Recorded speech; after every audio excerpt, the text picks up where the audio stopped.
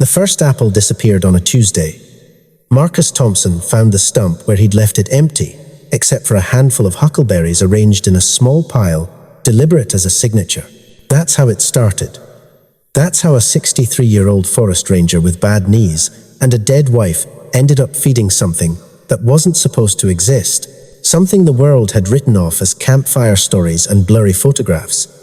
But I'm getting ahead of myself. Let me back up and tell you how a man who'd spent 40 years walking these mountains learned the truth about what lives in the shadows. Because this changes everything you think you know about what's out there in the deep woods. Now, I need you to imagine something. You're alone in a forest that stretches for millions of acres. The sun's going down. Everything seems normal, just another day on the job. Then you see tracks. Not bear tracks. Not elk.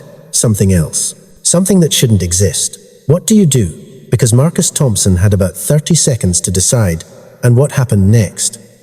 Nobody saw coming. This is that story. Look, before we dive deeper into what Marcus found out there, do me a favor, hit that subscribe button. This channel is all about real stories that'll make you question what's out there in the wilderness. And trust me, after hearing what happened to Marcus over the course of 4 decades, you're going to want to stick around for more. Now, let's get into it. The autumn of 1986 painted the Cascade Range in shades of fire and gold. Marcus was 28 back then, fresh out of forestry school, eager as a hunting dog, ready to prove he belonged in these mountains. He'd grown up in Portland, spent his summers camping with his old man in the high country, learned to read weather in the clouds and game trails in the mud. The Forest Service job felt like destiny, like he'd been walking toward it his whole life without knowing. The crisp October air carried the scent of Douglas fir and decay as he made his way through the dense woodland. Just another patrol. Check the trails. Document wildlife. Make sure nobody was poaching or cutting timber illegally. Standard stuff. His supervisor, a grizzled veteran named Bill Henderson, had warned him during orientation about the isolation. Out here, you're on your own most of the time, Bill had said, his weathered hands wrapped around a coffee mug that looked like it had survived 3 decades. Radio only works in certain spots. You see something strange, you document it, but you don't go looking for trouble. These woods have been here longer than any of us, and they've got their secrets. Marcus had nodded, thinking Bill was just being dramatic. What could possibly happen? He was trained for emergencies, knew how to handle bear encounters, had studied every protocol in the handbook. He was prepared for wildlife, weather, lost hikers, stumbling around without proper gear. What he wasn't prepared for was October 15th, 1986. Late afternoon, around 4:30, the sun already beginning its descent behind the towering firs, light going golden, and then amber, and then that particular shade of dying that makes the forest feel ancient. Marcus was investigating reports of damage at an old hunting cabin about 6 miles from the main trail. The family who owned it used it during deer season, and they'd reported finding their storage shed torn apart, food supplies scattered like someone had gone through looking for something specific. As Marcus approached the clearing, he noticed something was off. The destruction wasn't typical of bears. He'd seen plenty of bear damage during training claw marks, debris spread in a feeding pattern, maybe some scat nearby. This was different. The shed's door hadn't just been clawed open. It had been wrenched off its hinges with what must have been incredible force, like someone had grabbed it and twisted until the metal screamed. Large, deep impressions in the soft earth caught his attention. He knelt down to examine them, pulling out his measuring tape and camera. The prints were enormous, at least 17 inches long and 7 inches wide at their widest point. They were vaguely humanoid in shape, 5 distinct toe impressions, but far too large to be human. The depth suggested something incredibly heavy, probably weighing between 600 and 800 pounds based on his estimates. His heart began to race. Not fear, not yet. Curiosity mixed with that electric feeling you get when you stumble onto something that doesn't fit the manual. In all his training, in all the wildlife identification guides he'd memorized, nothing quite matched what he was seeing. Bears left claw marks. These prints showed no claws, just broad, flat impressions that looked disturbingly like oversized human feet. He spent the next hour documenting everything. Photographs from multiple angles, plaster casts of the best prints, measuring the stride length an astounding 6 feet between steps, sketching the scene in his field notebook, with the kind of detail that would have made his professors proud. The professional part of his brain was cataloging data, running through possibilities, trying to find a rational explanation. But another part, something more primal that lived in his spine, was screaming at him to leave. The forest had grown unnaturally quiet. No bird songs, no rustling of squirrels in the underbrush, just an eerie silence that seemed to press in from all sides, thick as fog. He'd read about this phenomenon, how animals would go silent when a major predator was near. His hand instinctively moved to the bear spray on his hip. That's when he heard it. A sound unlike anything he'd ever heard before. A low, guttural vocalization that seemed to resonate through the trees themselves, like the forest was speaking. Not quite a growl, not quite a howl. Something in between, something that made the hair on the back of his neck stand up and his hands go cold. It came from somewhere deeper in the forest. Maybe 100 yards away, maybe less. The hair on his arms stood up. Every instinct told him to run, but his training kicked in. Move slowly, don't trigger a chase response. Back toward the vehicle. His eyes scanned the tree line, looking for any sign of movement. His camera hung around his neck, his notepad clutched in one hand, the other hovering near his bear spray like a gunfighter ready to draw. Then he saw it. Between two massive cedar trees, partially obscured by shadow and undergrowth, stood a figure. At first his brain tried to rationalize it, maybe a person in a dark coat, another hiker, someone playing a prank.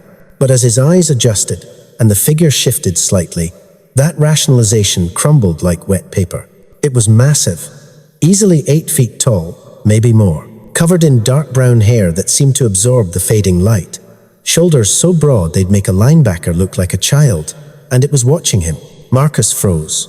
Every wildlife safety protocol he'd ever learned suddenly seemed inadequate, seemed like advice written by people who'd never stood in this clearing, never felt this particular weight in the air. This wasn't in any manual. This wasn't supposed to exist. The creature and his mind finally accepted that's what it was, didn't move aggressively. It simply stood there, partially hidden, observing. He could make out a face, though not clearly in the shadows. Dark eyes that reflected a glimmer of the remaining daylight. A sagittal crest atop its head, similar to what he'd seen in pictures of gorillas, but more pronounced. More human somehow. Time seemed to stop. He couldn't say later if they stood there staring at each other for 30 seconds or 3 minutes. His photographer's instinct screamed at him to raise his camera to document this impossible moment, but his hands wouldn't cooperate. They remained frozen, one clutching his notebook, the other still hovering uselessly near his bear spray. The creature made another sound, softer this time, almost inquisitive, like it was asking a question Marcus couldn't understand. Then, with a movement so swift and fluid, it seemed impossible for something so large, it turned and disappeared into the forest. Heavy footfalls, breaking branches. The sound growing fainter as whatever he'd seen moved away through the undergrowth, leaving nothing but silence and the smell of something wild, something that didn't belong in any zoo or textbook. Marcus didn't remember getting into his truck. The next thing he clearly recalled was sitting behind the wheel, his hands shaking so badly he could barely get the key in the ignition. He drove back to the ranger station in a daze, his mind racing with what he'd witnessed, trying to fit it into some framework that made sense. When he arrived just after sunset, Bill was still there, finishing up paperwork. The older ranger took one look at Marcus's pale face and immediately poured him a cup of coffee from the pot that seemed to be perpetually brewing, thick as motor oil and just as bitter. "You look like you've seen a ghost, kid," Bill said, settling into the chair across from him. "What happened out there?" Marcus opened his mouth to speak, then closed it again. How could he possibly explain what he'd seen? Bill would think he was crazy, or worse, that he couldn't handle the isolation of the job. He'd be reassigned, maybe even let go. All his dreams of being a forest ranger would evaporate because he'd seen something that wasn't supposed to exist. "Just had a close call with what might have been a bear," he finally said, the lie tasting bitter in his mouth. "Got spooked. I'm fine now." Bill studied him for a long moment, his grey eyes sharp despite his age. "At the cabin? You document the damage?" "Yeah," Marcus said, grateful for the change of subject. He pulled out his camera and notebook, took photos and measurements, made some casts of prints. "They're unusual, might be a large bear, but the prints don't quite match any bear sign I've seen before." Bill flipped through the notebook, his expression unreadable. He looked at the measurements, the sketches, the detailed notes Marcus had made. When he got to the description of the print 17 inches long, humanoid shape, no claw marks, he went very still. "These measurements accurate?" Bill asked quietly. "Yes, sir." "Triple-check them." Bill closed the notebook and handed it back. "File your report. Document everything you saw." He paused, seeming to choose his words carefully. "But Marcus, out here in these woods, sometimes we see things that don't fit neatly into what we learned in school. Best thing to do is document it professionally and keep an open mind." There was something in Bill's tone that made Marcus look up sharply. The older ranger's face was carefully neutral, but his eyes held something else. Recognition, maybe, or understanding. "Have you ever," Marcus started to ask, then stopped himself. Bill stood up, stretching his back with an audible crack. "I've been a ranger in these woods for 32 years, kid. I've seen a lot of things. Some of them made it into official reports. Some of them didn't." He paused at the door, his hand on the frame. "Get some rest. And Marcus, if you ever see something unusual again, you can talk to me, off the record." After Bill left, Marcus sat alone in the station, staring at his notebook. The official report he'd have to file wouldn't mention what he'd really seen. It would be about property damage and unusual tracks, possibly from a large bear. But in his personal journal, locked in his desk drawer, he wrote down every detail of his encounter while it was still fresh. He described the creature's size, its movements, the way it had watched him with what seemed like intelligence rather than animal curiosity. He sketched what he'd seen, trying to capture the shape of its face, the breadth of its shoulders, the way it had moved through the forest with impossible grace despite its size. That night, lying in his small cabin on the ranger station grounds, Marcus couldn't sleep. Every sound from the forest seemed amplified, every snap of a branch, every rustle of leaves.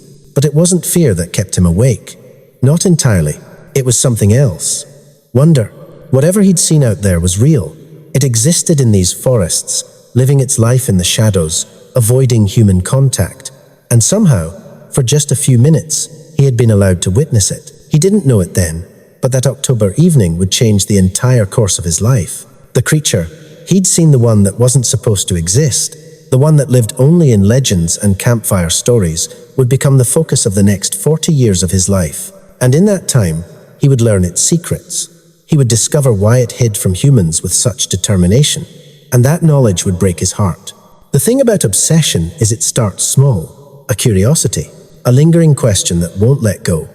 For 3 weeks after that first encounter, Marcus couldn't stop thinking about what he'd seen. Every spare moment found him pulling out his field notebook, studying the sketches he'd made, reviewing the measurements of those impossible footprints. The plaster casts sat on his desk like evidence of something his rational brain still wanted to deny. He threw himself into research. During his days off, he drove to the University of Washington Library in Seattle, spending hours in the anthropology and zoology sections. He read every book he could find about Pacific Northwest wildlife, indigenous legends, and yes, even the fringe materials about Bigfoot sightings. What he found was a mixture of obvious hoaxes, genuine mysteries, and Native American traditions that spoke of Sasquatch. Wild men of the woods who avoided human contact, the Lummi, Snoqualmie, and other Coast Salish peoples had stories going back generations about these creatures. They weren't monsters in their traditions. They were beings to be respected, avoided, left alone. They keep to themselves, one account stated. They don't want our world, and we shouldn't want theirs. But Marcus did want to know more, not to capture or expose the creature something deeper than that. He wanted to understand. What was it doing in those woods? Was it alone? How had it remained hidden for so long? And most pressingly, would he ever see it again? The answer came on November 7th, 1986. Marcus had started varying his patrol routes to take him past that hunting cabin more frequently. Not every day. He didn't want to establish an obvious pattern that might draw questions from Bill or the other rangers. But 2 or 3 times a week, he'd find a legitimate reason to be in that area, checking on winter preparations, documenting pre-snow conditions, monitoring for early season hunters who might be trespassing. It was a grey Friday afternoon, the kind of day where the clouds hung so low they seemed to tangle in the treetops. A light drizzle had been falling since morning, turning the forest floor into a carpet of wet leaves that muffled sound. Marcus was about half a mile from the cabin, documenting some elk tracks, when he heard it again. That same low, resonant vocalization that had frozen his blood 3 weeks earlier. But this time, he didn't run. His heart hammered in his chest. Adrenaline flooded his system, made his hands shake, and his breath come short. But he stayed put. Slowly, carefully, he straightened up from where he'd been crouching. His hand went to the bear spray on his belt, but he didn't draw it. Instead, he just stood there, waiting. The sound came again, closer this time, maybe 50 yards away, from a dense thicket of young firs and blackberry bushes. He could hear something large, moving through the undergrowth, breaking branches, causing the wet foliage to rustle. "I'm not going to hurt you," Marcus said aloud, his voice sounding strange in the quiet forest. He felt ridiculous talking to what might be the wind or a bear, but something in his gut told him to try. "I'm just here doing my job. I'm not a threat." The movement stopped. The forest went silent except for the soft patter of rain on leaves. Then, slowly, the branches parted, and there it was again. In the grey daylight, even filtered through rain and mist, Marcus could see it much more clearly than during that first twilight encounter. The creature stood at the edge of the thicket, about 40 yards away, partially concealed but clearly visible. It was every bit as massive as he remembered, probably 8.5 feet tall, with shoulders that must have been 4 feet across.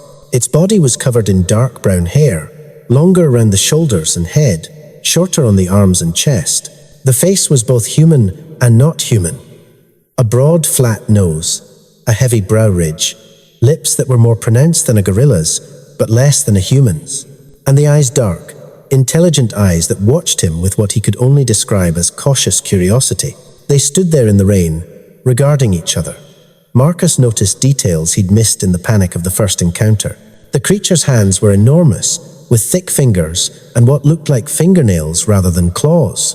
Its feet, partially visible in the undergrowth, matched the prints he'd cast broad, flat, surprisingly human-like in structure. It was breathing heavily, its massive chest rising and falling.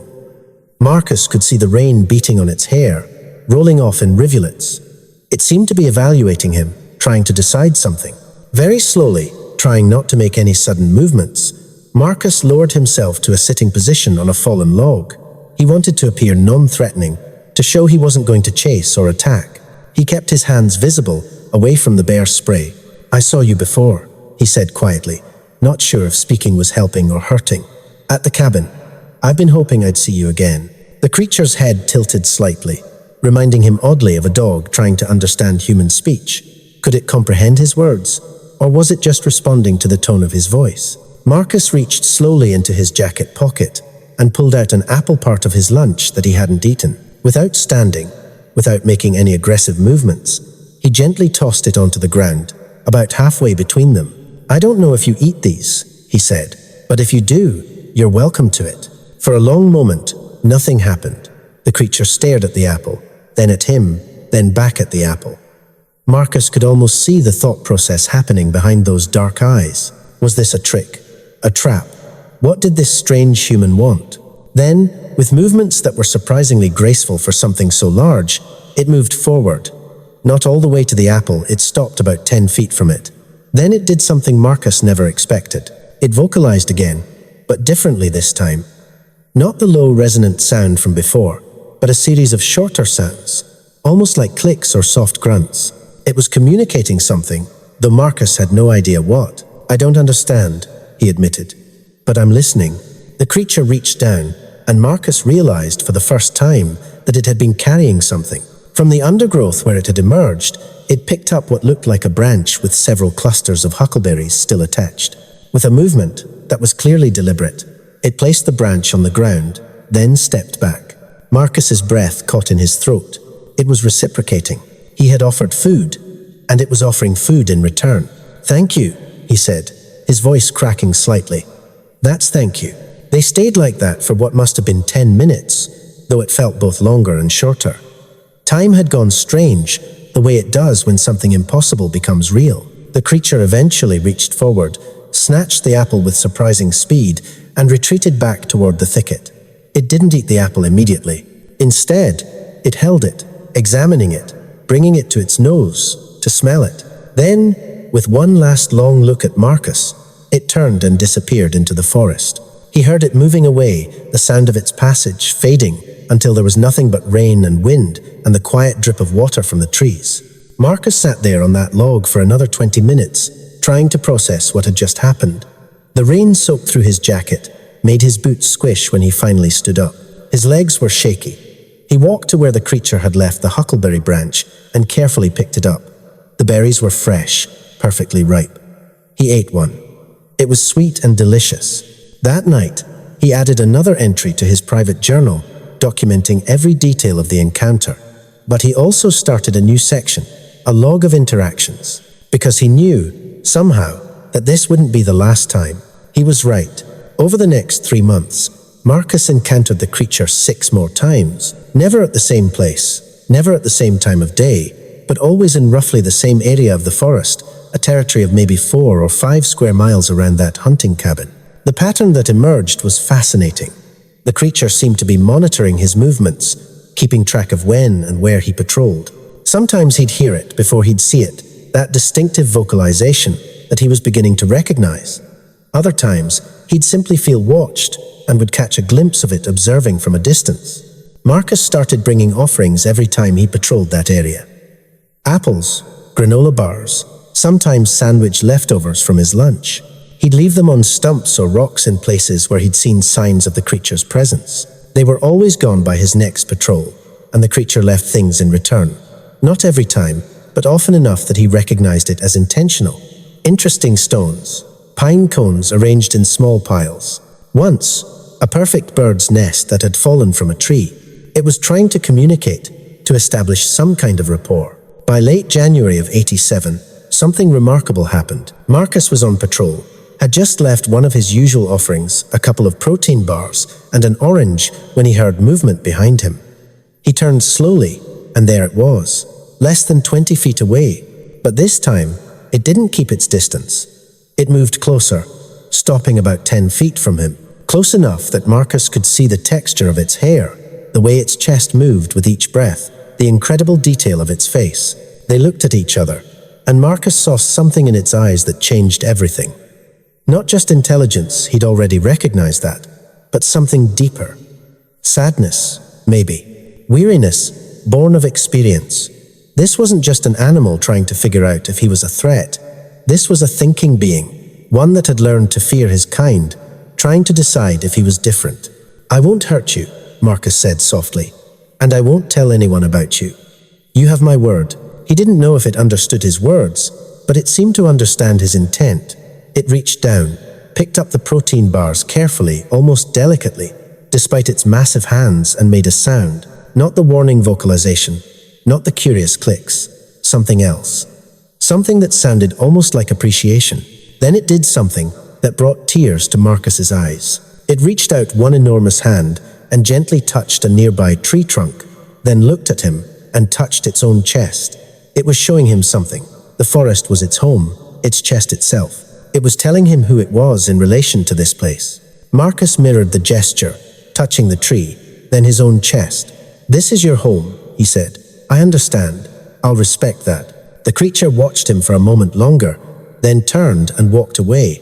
But before it disappeared into the trees, it looked back once.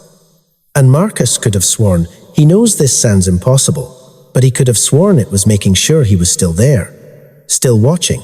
That was the moment everything changed. That was when a simple forest ranger's curiosity became something more.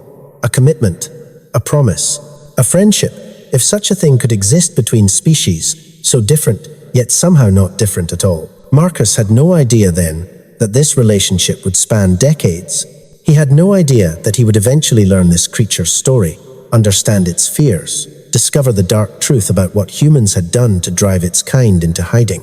All he knew in that moment was that he had been entrusted with something precious, a secret, a connection to something the world thought didn't exist, and he was determined to protect it, no matter what it cost him. The years taught Marcus patience he never knew he possessed. Building trust with a creature that had every reason to fear humans wasn't a matter of weeks or months.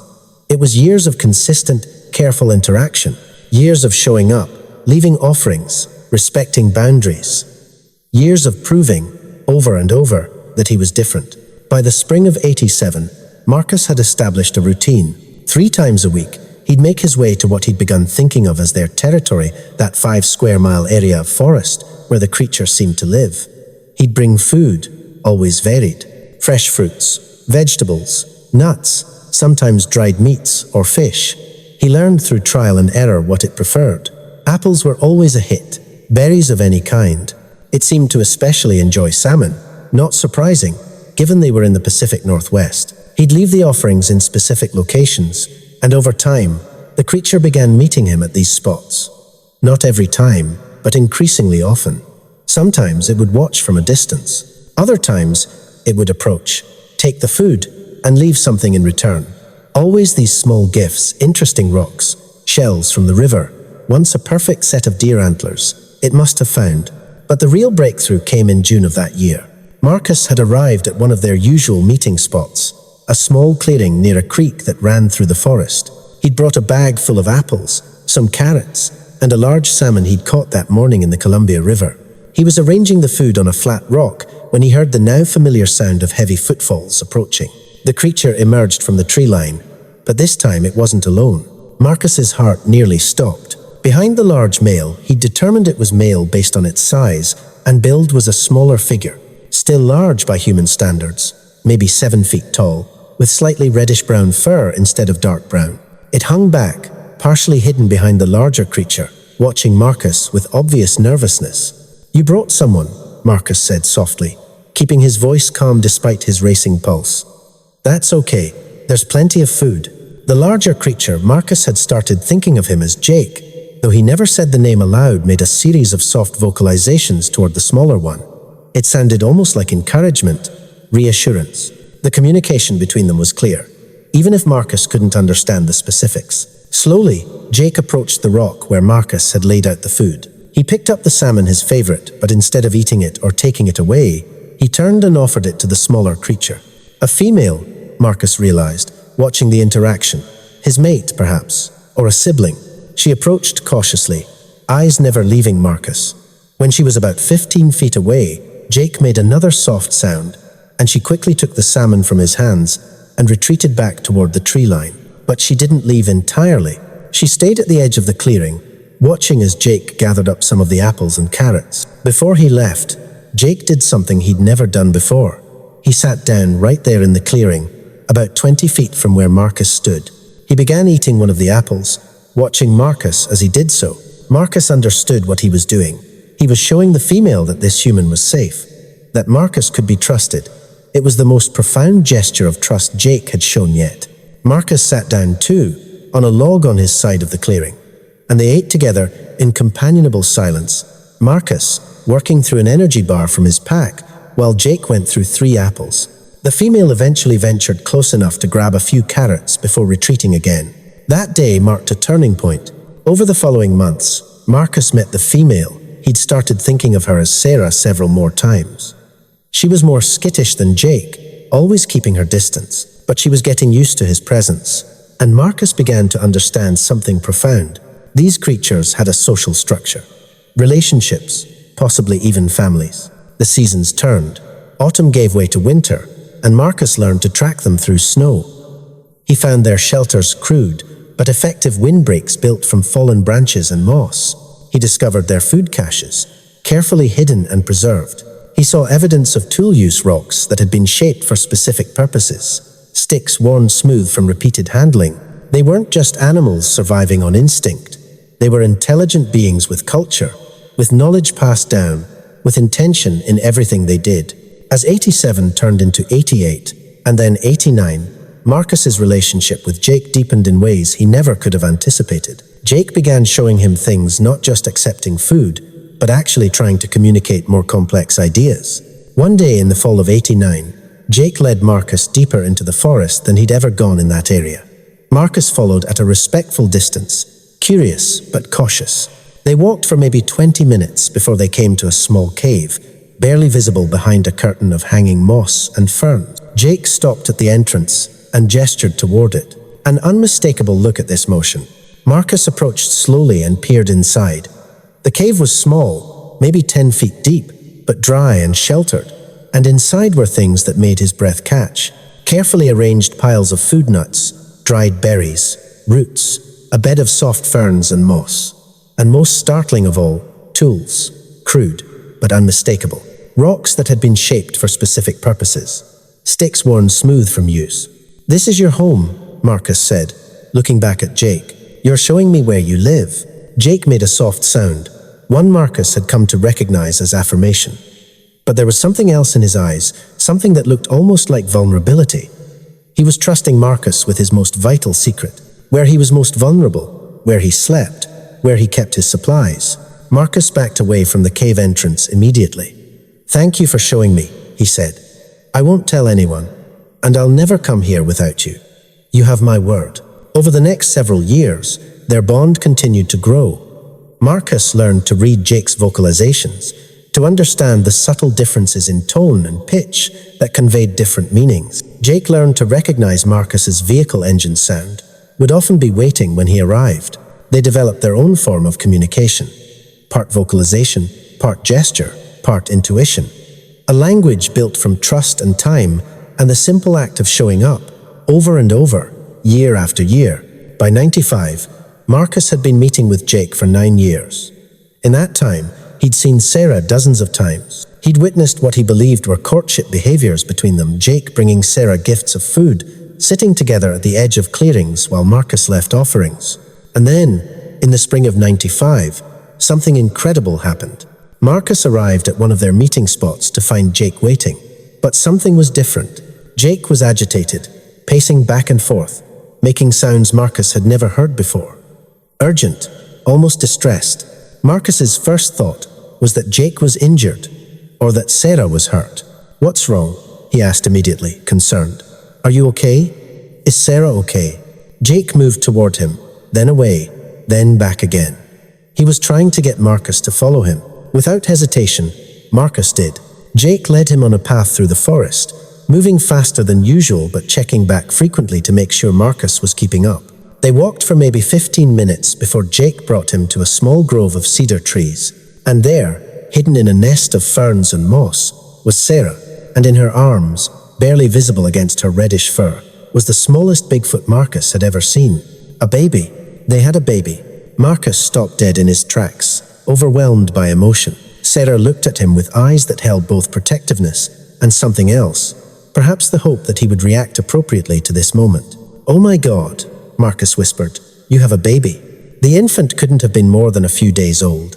Its eyes were barely open, and it clung to Sarah with tiny hands that were perfect miniatures of its parents' hands. Its fur was lighter than both parents, almost golden brown. Jake moved to stand between Marcus and his family, not aggressively, but protectively. He made a soft sound, and Marcus understood what he was communicating. "Look, but don't approach." "I understand," Marcus said, his voice thick with emotion.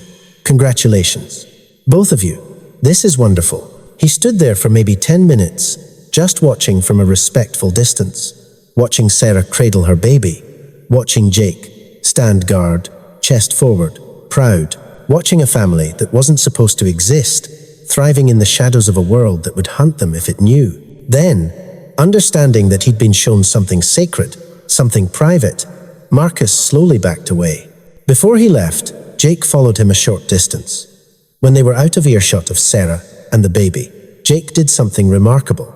He placed one of his massive hands on a tree trunk, then on his chest, the gesture they'd established years ago for home, for self. Then he pointed back toward where his family was and made the softest, most gentle sound Marcus had ever heard from him. He was telling Marcus about his family, about what they meant to him, about love, in a language that transcended species. "I'll protect them," Marcus promised. "I'll protect all of you, always." And he meant it with every fiber of his being. Over the next months and years, Marcus watched that baby grow. He saw it take its first wobbly steps, watched it learn to forage for food, saw Jake teach it which plants were safe to eat, how to catch fish from the streams. It was like being granted a window into a world that shouldn't exist, a secret the forest had kept for thousands of years. The young one, Marcus thought of her as Emma, though he later learned she was actually female, was curious about him in a way her parents never quite were. By the time she was 2 years old, she would approach much closer than Sarah ever had, though always under the watchful eyes of her parents. But as the years passed, Marcus began to notice something troubling. Jake was showing signs of trauma Marcus hadn't recognized before. Sometimes when Marcus would arrive for their meetings, he'd find Jake agitated, pacing, making distressed sounds. Jake would lead him to areas of the forest where there were signs of human activity, old campsites, trash that had been left behind, once even a hunting stand that had been built in a tree. He was showing Marcus intrusions into his territory. And more than that, he seemed to be trying to tell Marcus something about humans, about why he and his kind stayed hidden, about what had made them so fearful. It would take many more years before Marcus understood the full truth. Before Jake finally revealed to him the dark reason why his kind avoided humans with such determination. But by the late 90s, Marcus knew he was on the edge of discovering something profound and heartbreaking, something that would change everything he thought he knew about the relationship between humans and these magnificent creatures. The turn of the millennium brought changes to the Cascade Range, more hikers, more tourists, more people seeking escape in wilderness that had once been relatively isolated. For Marcus, now in his early 40s and a senior ranger, it meant more patrols, more regulations to enforce, and more opportunities for human encounters with Jake's family that could go terribly wrong. Marcus became hypervigilant about their territory. He was always finding reasons to patrol that area more frequently. If he saw signs of illegal camping or hunting near where he knew they spent time, he'd shut it down immediately, sometimes making up violations just to move people along. His colleagues probably thought he was overzealous, but Marcus didn't care. He had a secret to protect. The forest became his cathedral. The trees rose like columns, holding up a ceiling of stars, and the silence had the weight of prayer. He'd always felt small out here, but small in a good way, the way you feel when you realize the world's bigger than your problems, bigger than human understanding, bigger than the laws and boundaries people drew on maps. By 2003, Emma, who Marcus had learned was actually female when she reached maturity, was 8 years old and almost as tall as Sarah. She'd grown comfortable enough with Marcus that she'd sometimes approach within arm's reach, though he never tried to touch her. That boundary felt sacred, something that shouldn't be crossed even after 17 years of trust building. It was during that summer that everything changed. That Marcus finally learned the truth he'd been sensing, but couldn't quite grasp. He arrived at their usual meeting spot on a warm July afternoon, carrying a cooler full of fresh salmon and berries. Jake was there, but something was wrong. He was sitting on the ground, hunched over, making low pain sounds that Marcus had never heard before. "Jake," Marcus called out, dropping the cooler and moving toward him without thinking. "What's wrong? Are you hurt?" Jake looked up, and what Marcus saw in his eyes stopped him in his tracks. Not physical pain, something deeper, emotional anguish, memories surfacing that he'd kept buried. Jake stood slowly, and for the first time in all their years together, he approached Marcus directly. He came within 5 feet closer than he'd ever been, and then did something that made Marcus's breath catch. He turned his back to Marcus and lifted his left arm. His fur, which usually lay smooth and thick, was disrupted along his left side, and underneath, visible through the thinner hair, were scars. Deep, old scars that ran in parallel lines across his ribs and down his back. They were partially hidden by fur that had grown back over them, but once Marcus knew to look, they were unmistakable. "Oh my God," Marcus whispered. "Jake, what happened to you?" Jake turned back to face him and began to communicate in a way he never had before. Using gestures, vocalizations, and a form of pantomime, he started to tell his story. He pointed to himself, then held his hand low to the ground, indicating he'd been young. Then he held up both hands, fingers spread, representing many, a group, a family. Marcus's heart began to sink as he understood. Jake had had a family before Sarah, before Emma, before Marcus met him. Jake made walking motions with his fingers, showing movement through the forest. Then he stopped and crouched low, making himself small, hiding. He pointed to his eyes, then gestured outward, watching. Then he formed his hands into the shape of a gun. Marcus felt like he'd been punched in the stomach. "Hunters," he said. "Hunters, found your family." Jake made an affirmative sound, but there was such pain in it that tears sprang to Marcus's eyes. Jake continued his story, showing Marcus through gesture what words couldn't convey. His family had been attacked. He'd been young, maybe equivalent to a teenager. He'd watched from hiding as hunters. He showed Marcus multiple figures. Maybe 4 or 5 had cornered his family.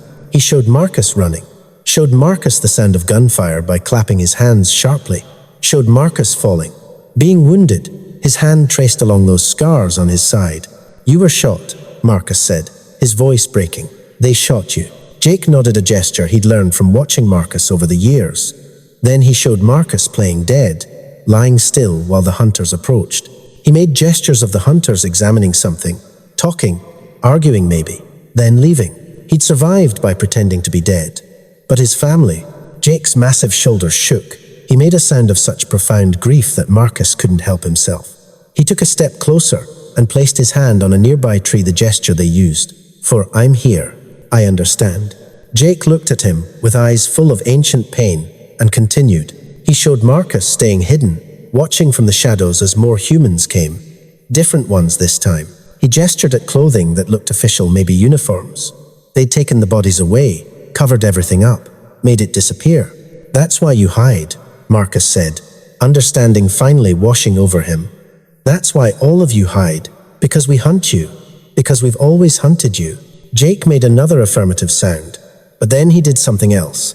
He formed his hands into shapes, small shapes, medium shapes, large shapes.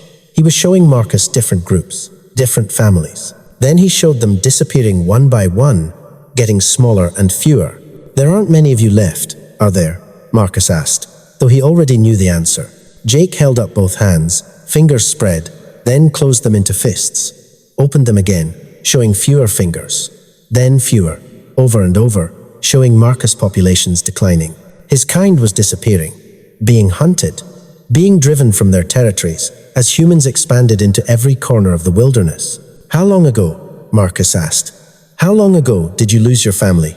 Jake showed him seasons, passing the gesture he used for years. Once, twice, 3 times. He kept going, 7 times, 8, 9 times. He showed Marcus the cycle of seasons 9 years before they'd met. He'd been living alone, traumatized and hiding, for nearly a decade before that day in '86, when he'd watched Marcus investigate the hunting cabin. He'd been observing humans, trying to understand if any of them could be trusted, if any of them were different from the ones who'd destroyed his family.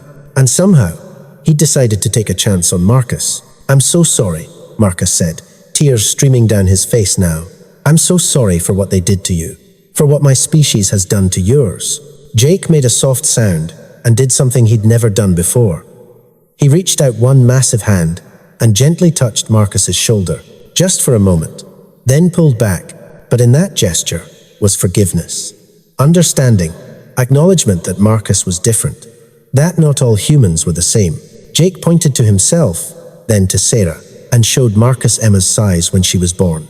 He'd found Sarah years after the attack. Both of them alone, both survivors. They'd formed a new family, found a way to keep living despite the trauma and fear.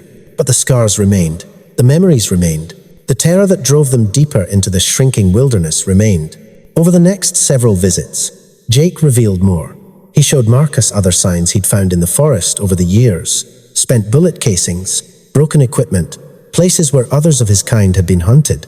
He led Marcus to a hidden valley deeper in the mountains, where he said others sometimes gathered. A sanctuary of sorts, though Jake showed Marcus it was getting harder to reach as roads and development crept closer. Then Jake showed Marcus something that made his blood run cold.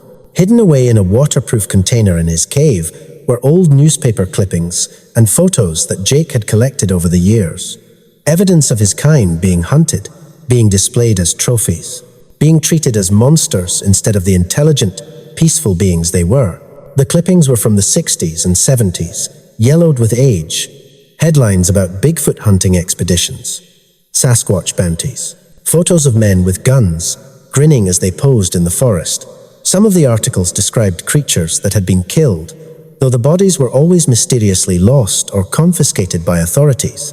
"They've been hunting you for sport," Marcus said, looking at the evidence Jake had carefully preserved. "For trophies, for proof, for money." Jake nodded, then showed Marcus something else. Gestures indicating capture, cages, laboratories. Some of his kind hadn't just been hunted and killed, they'd been captured, taken alive. Jake didn't know where or by whom, but he knew it had happened. The fear of it was passed down through the remaining families. A terror that kept them nocturnal, kept them silent, kept them hidden. Marcus understood then why Bill Henderson had reacted the way he did all those years ago when he'd seen Marcus's first report. Why he'd told Marcus some things didn't make it into official records. Bill had known. Maybe he'd even seen evidence himself. The government, or parts of it, knew these creatures existed. And for reasons Marcus could only guess at, to prevent panic, to protect corporate interests, to maintain control over the narrative, they kept it secret. And in that secrecy, Jake's kind had no protection. No rights, no acknowledgement of their existence that might make killing them murder instead of just an unusual form of hunting. "I'll protect you," Marcus promised Jake again, but this time with full understanding of what he was protecting them from. "I'll keep your secret. I'll watch over your territory, and I'll teach Emma to be careful, to be hidden, to survive." Jake touched his shoulder again, that same gentle gesture. Then he gathered up the newspaper clippings and photos, carefully placing them back in their waterproof container. Evidence of a genocide that no one acknowledged. Proof of a species being systematically eliminated, while the world pretended they didn't exist. As Marcus left the forest that day, he felt the weight of what he'd learned crushing down on him like stones. For 17 years, he'd been feeding a friend, building a relationship he treasured, but he'd been naive about what that friendship meant in the larger context. Jake hadn't just been accepting Marcus's food and company. He'd been teaching Marcus, preparing him to understand, making sure that at least one human knew the truth, so that maybe, somehow, that truth wouldn't die with him and his kind. Marcus drove home in silence, his mind racing with questions he couldn't answer. How many were left? How long before they were gone entirely? What could one forest ranger possibly do against the forces that had been hunting them for generations? But he knew one thing for certain. He would do whatever he could, for Jake, for Sarah, for Emma, and for whatever others remained hidden in the deep forests. They deserved to exist. They deserved to be left in peace. And Marcus would spend the rest of his career hell, the rest of his life making sure that in at least this one corner of the wilderness, they would be safe. The years moved on, quiet but heavy. Marcus never spoke of Jake's story. Not to his wife Linda, not to his closest co-workers, not even to Bill Henderson in his final years on duty before he retired in 2006. It wasn't just secrecy for secrecy's sake. Marcus understood now that speaking their truth carelessly could mean extinction. One wrong word, and someone with the wrong intentions could trace his patrol logs, investigate the region, and destroy everything they had left. By the time 2010 arrived, Marcus had spent 24 years guarding that family. 24 years of meeting the same towering figure beneath the cedars, of exchanging offerings, of watching Emma grow from a curious child into a poised young adult. Her fur darkened to a deep russet, and she moved with a confidence that could only come from parents who taught her every hidden trail, every freshwater pool, every scent carried by the wind. Marcus watched her learn to fish in the Lewis River, just as he'd seen children learn to ride bikes. She slipped silently between mossy rocks, catching salmon with motions so fluid they felt rehearsed, like art passed down through generations. Jake watched from the riverbank, chest forward, proud. Sometimes, he'd glance toward Marcus as if making sure Marcus was seeing what he was seeing. Proof that his lineage continued despite everything that had tried to erase them. By then, Marcus wasn't just feeding a creature. He was witnessing a legacy. Linda had died in 2007. Cancer took her quick, just like it had taken Marcus's mother 20 years before. The house felt too big after that, too quiet. Rooms echoed with absence. Sometimes Marcus would stand in the kitchen and see Linda at the stove. Not memory exactly, more like she'd pressed through time and left an impression. He could almost smell her shampoo. Then he'd blink, and it'd be just him again, alone, the stove cold, time having moved on whether he gave it permission or not. The forest became even more important after Linda died. It was the one place where silence didn't feel like loss, where being alone didn't mean being lonely. Jake seemed to understand. He was gentler with Marcus during those months, patient in a way that suggested he knew what grief looked like, what it did to a person. As the world around them changed, new highways cutting through wilderness, cameras in every hand, more people flooding the backcountry in search of experiences they could post online, Marcus began to fear that time was running out. More than once, he convinced hikers to try a different trail, inventing closures or safety hazards to keep them away. A few times, he intercepted hunters setting up blinds too close to Jake's territory. He confiscated equipment, wrote tickets, even threatened to report them for poaching when no laws technically covered what they were doing. But every year, he saw more evidence of intrusion, and every year, Jake grew more tense. Sometimes Jake would bring Marcus branches snapped cleanly in half his signal that strangers had been near. Other times, he would show Marcus impressions in the mud, boot prints, and look at Marcus with that same haunted fear that had first surfaced when he'd shown Marcus his scars. Marcus was 63 now. His knees complained every morning. His back had that permanent ache that came from decades of hiking rough terrain. The doctor had put him on blood pressure medication and told him to consider retirement. But how could he retire? Who would watch over them? Who would keep their secret? One late autumn night in 2011, Marcus heard Jake before he saw him. He'd been hiking in dense fog, headlamp cutting through the gloom. Jake's call came from somewhere beyond the creek, low and trembling. Marcus had never heard him sound afraid, not for himself, only for others.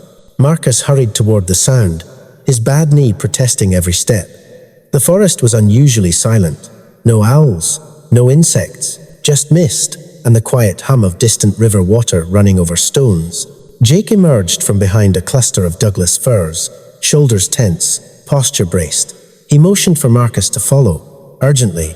Marcus had seen this once before the day Jake showed him Emma for the first time. His chest tightened. Something was wrong. They hiked for nearly 20 minutes, deeper than Marcus had ever gone without Jake's guidance. Even in the fog, Jake moved confidently, checking behind him often to be sure Marcus kept up. Finally, they reached a clearing Marcus didn't recognize. There, seated on the ground, was Sarah. Her usually bright eyes looked dull, unfocused. She leaned against a fallen log, breathing shallowly. Fur clung to her side where blood dark and already drying matted through. Marcus's stomach dropped. She had been shot. Jake lowered himself beside her, making soft, rhythmic sounds. Reassurance. Comfort. Emma knelt on the other side, her huge hands trembling as she tried to clean the wound with soaked moss. Marcus took careful steps forward. "I'm here," he whispered, though he knew his words meant little. Still, Jake looked at him with something desperate in his eyes, pleading. He trusted Marcus. Marcus knelt, examining the wound without touching. The bullet had grazed through muscle, high enough to miss organs, low enough to slow her to a crawl. A hunting round, still lodged deep. Sarah exhaled a soft noise that sounded almost like apology. Emma's hand brushed her mother's cheek, and in the dim fog-filtered moonlight, Marcus understood he wasn't just witnessing injury, he was witnessing fear. Fear anchored in history. Fear of a cycle repeating. Whoever had done this was close, and they would return. Marcus didn't have medical tools. Not out here. And even if he had, he'd never done more than assist veterinarians in the park with tranquilized bears and elk. But he knew infection. He knew wounds. He knew, painfully, that standard help was not an option. No hospital, no vet, nothing that wouldn't expose them. "I need to clean it," Marcus murmured. Jake lowered his head in acknowledgement. Marcus fetched his canteen, soaked a cloth, and began carefully cleaning the matted fur just to see the extent of bleeding. Sarah trembled with each pass. Marcus spoke softly, keeping his tone steady. Emma watched every movement, absorbing, learning. The round was still deep. Marcus didn't dare extract it. Not with his hands. Not here. Removing it could kill her faster. "We have to keep it clean," Marcus said, unsure whether he was reassuring them or himself. "I'll bring supplies. Medicine. Antiseptic." Jake made a low, steady sound. Agreement. When Marcus finished, Sarah let out a faint exhale, relief or exhaustion. Emma helped adjust a bedding of thick ferns beneath her mother. Marcus placed his hand on the trunk of the cedar beside them, their gesture of promise. "I'll be back before sunrise." He hesitated only one moment before running through the fog, branches slapping against his arms, lungs burning. He reached his truck, drove like a man possessed back to his cabin. If anyone saw him, he had practiced explanations, routine medical emergency, wildlife rescue, anything. But the roads were empty. Inside his cabin, Marcus grabbed everything he had. Medical gauze, antibiotic ointment, iodine, pain relievers he ground into powder, a hunting knife, a clean blanket. He turned to leave and froze. His cabin window facing the tree line was open. Marcus never left it open. A sheet of notebook paper lay on the counter. At first, he thought it was something he'd left out. Maybe a note to himself. But the handwriting wasn't his. It was bold, heavy strokes like someone unused to writing. The note said, "Don't go back there." Marcus's blood ran cold. He checked the locks. Intact. Nothing stolen. No vehicles outside. But someone had been here. Someone who knew. Marcus grabbed his supplies anyway and returned to the forest. The fog was still thick when he returned, though the eastern horizon had begun to crack open with the first silver hints of dawn. Marcus made his way back to the grove as quietly as he could, praying no one had followed. Jake met him halfway, towering and restless, every muscle coiled tight. He ushered Marcus quickly to Sarah. She didn't look good, breathing shallow, eyes barely open. Emma held her mother's hand, rocking slightly, a movement Marcus had seen human children make when frightened. Marcus started working immediately. Clean water, iodine, gauze. The wound responded. Bleeding slowed, breathing steadied, not healed, not safe, but stabilized. All the while, Jake watched the tree line. Not Marcus, not Sarah, the forest. He knew danger better than anyone. When Marcus finished, Jake let out a sound soft, grateful. Emma pressed her forehead gently to Sarah's. The family huddled close, breathing as one. Marcus was about to leave them to rest when a new sound shattered the quiet. A branch crack, sharp, deliberate. 3 silhouettes emerged through the fog. Human. They moved with confidence. They carried rifles. Jake rose to his full height, a silent wall between danger and family. Marcus's heart slammed against his ribs. The hunters had returned. They emerged from the fog like phantoms. 3 men in camouflage, rifles slung tight to their chests, boots sinking softly into the moss-covered soil. Their faces were hard, eyes sharp, scanning the grove as though they'd rehearsed this moment 100 times. The tallest lifted a pair of binoculars, and even through the haze, Marcus knew when he saw Jake. His breath hitched. "There," he whispered. Jake didn't roar, didn't threaten, didn't move toward them. He simply stood broad, towering, unyielding, placing his body between the hunters and his family. Marcus raised his hands immediately. "Stop. Don't do this." His voice cracked through the clearing. The men turned their attention to him. Recognition flickered. One of them narrowed his eyes. "Thompson?" Marcus froze. They knew his name. "You've been interfering out here for years," another said. "Driving people off. Red flagging reports. Should have known you were hiding something." "You don't understand," Marcus said, palms out. "They're not hostile. They just want to be left alone." "They're animals," the leader replied coldly. "You know how much one of these things is worth." Jake made a soft, low sound. Not aggression. A plea. Emma crouched behind him, gripping Sarah's hand. Sarah tried to stand, to protect her daughter, but could barely move. "You shoot him," Marcus said, stepping forward, "and you'll prove everything he's ever believed about us." The leader exhaled, steadying his rifle. "We're taking one. Doesn't matter which." Marcus stepped directly in front of him. "You'll have to shoot me first." For a moment, the forest held its breath. Moss, damp air, distant river, 3 rifles. A family terrified, silent, a line in the dirt. The leader's jaw clenched. He didn't raise his weapon again, but he didn't lower it either. "Do you think you can stop this?" he hissed. "You've spent your whole career babysitting monsters, but you're one man. Retire, and all this goes away." Marcus kept his voice quiet, steady. "I've watched them raise their child. I've seen them mourn their dead. They feel the world the same way we do." His throat tightened. "If you wanted proof they were dangerous, you would have had it the moment you stepped into this clearing." Silence. Their rifles pointed just a little less tightly. Behind Marcus, Jake made a sound, low, resonant. Marcus had heard it only once before, the day Jake told him of his scars. Jake took a single step forward, not threatening, standing tall, claiming his right to exist. The hunters hesitated, because for a moment, they saw him as Marcus did. Not a monster, not a myth, a father, a survivor. The leader finally exhaled, gaze shifting from Jake to the wounded Sarah, then to Emma, trembling, trying to be brave. He cursed under his breath. "Forget it," he muttered. "They move deeper. We'll never track them." One of the others protested. "We can mark the spot." No, the leader cut him off. "We go." And just like that, they turned. They melted back into the fog.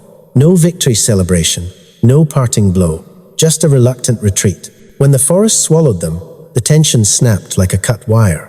Marcus's legs nearly gave out. Jake's head bowed not in fear, but in gratitude. Sarah breathed easier. Emma let out a trembling sigh, touching her father's arm, the way children do when they don't have language for relief. Marcus knelt, shaking. "They'll come back," he whispered. "Maybe not today, but someday. You have to go deeper. Farther." Jake looked toward the mountains' snow-capped silhouettes beyond the ridgeline, places where humans rarely tread, places even rangers seldom patrol. He understood. Jake turned to Sarah, then to Emma.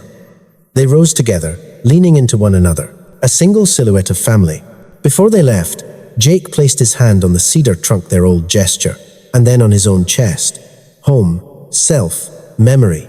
Marcus mirrored him, tears blurring his vision. Then Jake stepped forward and, just once, rested his massive hand over Marcus's heart. A thank you, a goodbye, a passing of duty. They disappeared into the mist, three shapes returning to the ancient world that birthed them. Marcus never saw them again. He retired in 2016. The knees finally gave out for good, and the doctor said if Marcus wanted to walk without a cane by 70, he needed to stop hiking 15 miles a day through rough terrain. The Forest Service threw him a party, gave him a plaque. People made speeches about his dedication, his years of service, his commitment to protecting the wilderness. If they only knew. Marcus moved into a smaller house on the edge of town, closer to the mountains, but not in them. Close enough that he could see the ridgeline from his porch, could watch the seasons change the colors of the forest, could imagine sometimes that somewhere up there, beyond the roads and the trails and the places people went, a family was still walking beneath the cedars. The first year of retirement was the hardest. The silence in the house had weight. It pressed against the walls, filled the spaces where Linda's voice used to be, made every room too big and too small at the same time. Marcus tried hobbies, woodworking, reading, watching television shows that didn't hold his attention. Nothing filled the empty spaces like the forest had. Sometimes, on clear nights, Marcus would sit on his porch and listen. The wind through the pines sounded different from in town, distant, like hearing an old song you used to know all the words to, but can't quite remember anymore. He still went up there, not as often, not as deep, but sometimes he'd drive up to the trailheads, hike a few miles in, just to see if anything felt familiar, just to check. And sometimes, maybe twice a year, maybe less, Marcus would make his way to a specific clearing he knew, a place where a creek ran through a grove of cedars, where a flat rock sat in the middle like a table, where he used to leave offerings decades ago. He'd bring apples, always apples, and he'd leave them on that rock and walk away without looking back. They were always gone by the next time he came. Maybe it was deer, maybe raccoons, maybe birds that had learned humans sometimes left food in that spot. Or maybe it was a promise being kept, because some secrets aren't meant to be solved, just honored. The years accumulated the way they do when you're old. Slowly at first, then all at once. 63 became 65, became 70. Marcus's hair went from grey to white. His joints complained more. The doctor added more pills to the regimen: cholesterol, blood pressure, something for his prostate. His daughter came to visit sometimes, brought the grandkids. They'd ask him about his ranger days, and Marcus would tell them stories, mostly true ones, about bears and lost hikers and winter storms that came up so fast you could barely see your hand in front of your face. He never told them the story that mattered most. Sometimes, late at night, when sleep wouldn't come, Marcus would take out his old journals, the real ones, not the official logs, the ones he'd kept locked in his desk for 40 years. He'd read through the entries, reliving those moments. The first encounter, the exchange of apples and huckleberries, Jake showing him the cave, Sarah and the baby, the scars, the truth, and he'd wonder if they were still out there. If Emma had children of her own now, if Sarah's wound had healed properly, if Jake was still alive, or if the weight of all those years, all that grief, all that hiding had finally caught up with him. Marcus would never know. And maybe that was how it had to be. In the spring of 2022, Marcus got a call from a young forest ranger, woman named Ashley Martinez, fresh out of school, full of questions about some unusual tracks she'd found during a patrol. She'd heard Marcus used to work that area, wondered if he had any insights. Marcus's heart raced as he listened to her describe them. 17 inches long, humanoid shape, no claw marks, deep impressions suggesting incredible weight. Probably just a bear, Marcus said, keeping his voice steady. They can leave some strange prints sometimes, especially in soft ground. Document it, but don't worry too much about it. There was a pause on the other end of the line. That's what my supervisor said too. But another pause. Mr. Thompson, have you ever seen anything out there that didn't quite fit, that you couldn't explain? Marcus was quiet for a long moment. He thought about lying, about keeping the secret like he'd always kept it. But something in the young ranger's voice reminded him of himself, at 28. That same curiosity, that same hunger to understand the mysteries the forest held. Yes, Marcus said finally, I have. But here's what I learned in 40 years. Some things are meant to stay mysterious. Some secrets protect the thing they're hiding. You understand? I think so, Ashley said. Good. Then document your findings professionally, keep an open mind, and leave it at that. And Ranger Martinez? If you ever see something unusual, really unusual, you can trust your instincts about whether to share it or not. The forest has been keeping secrets a lot longer than we've been walking through it. After he hung up, Marcus sat on his porch for a long time, watching the sun set behind the mountains.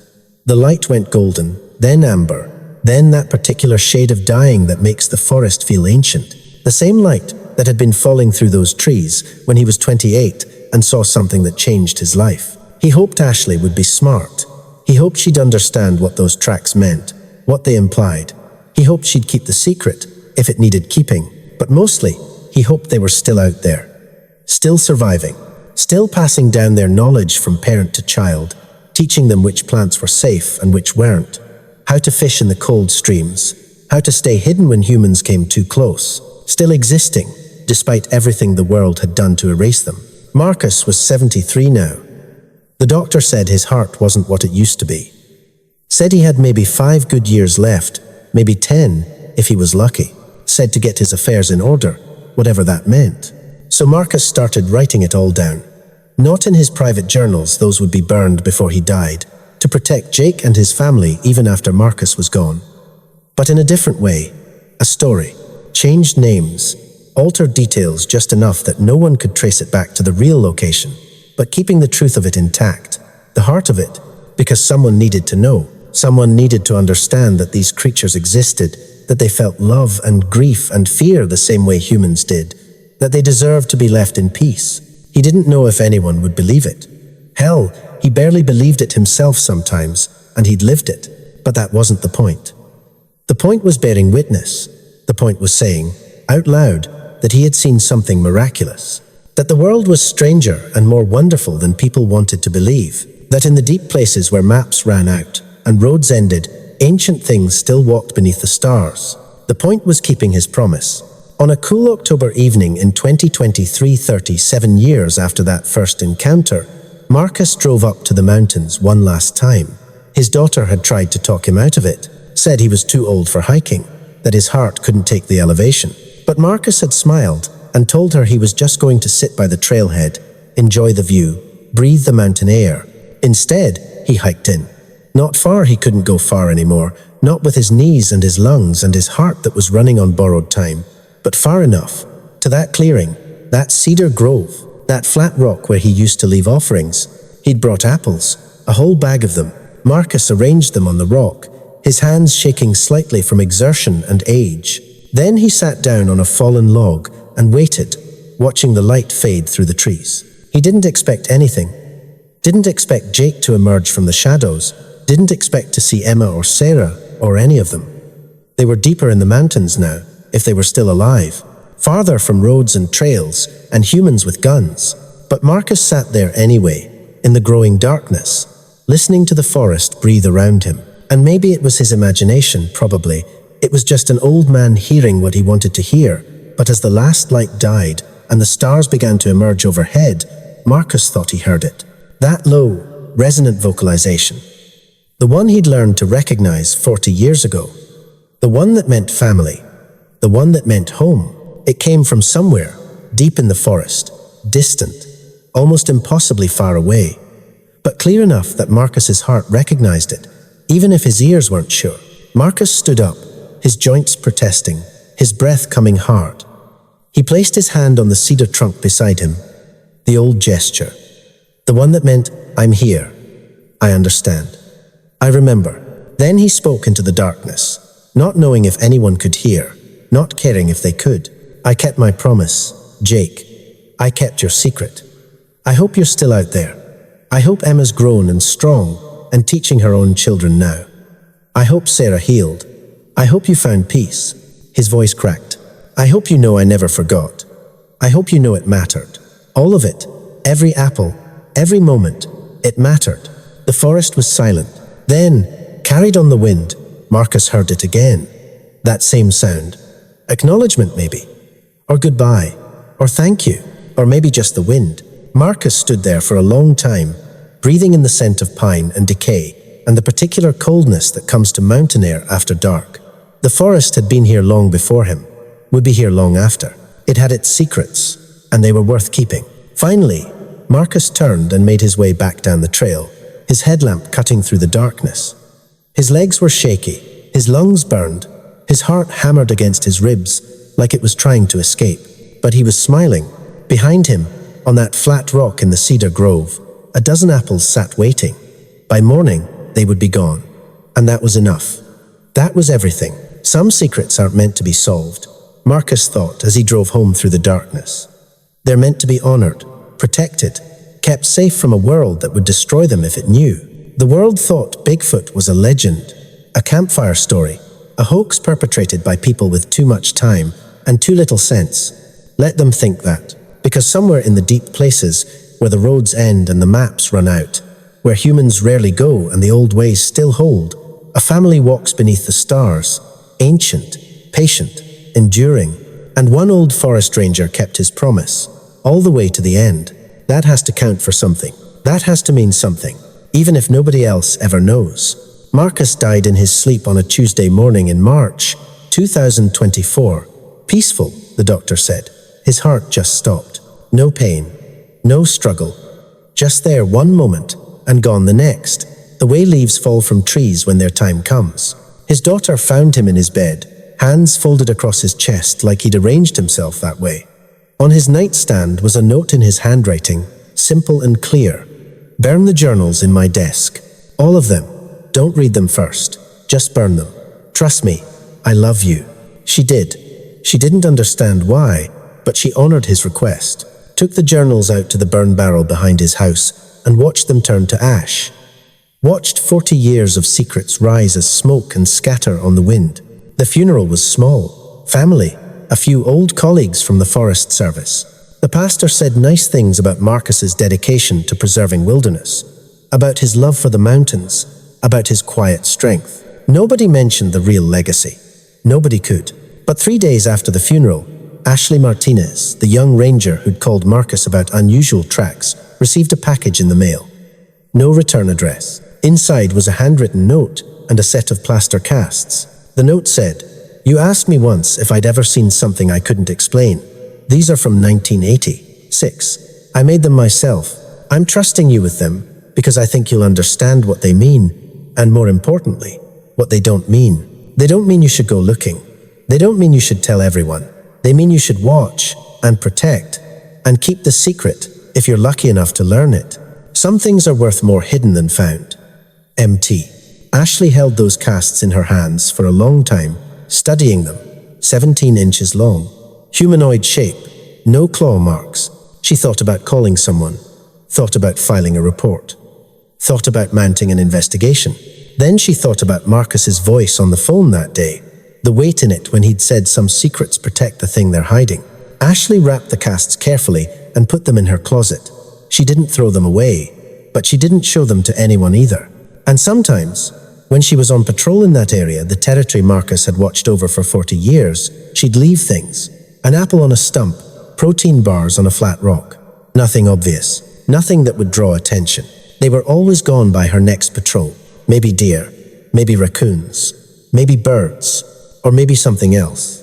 Something that had learned, generations ago, that not all humans were the same. That some could be trusted.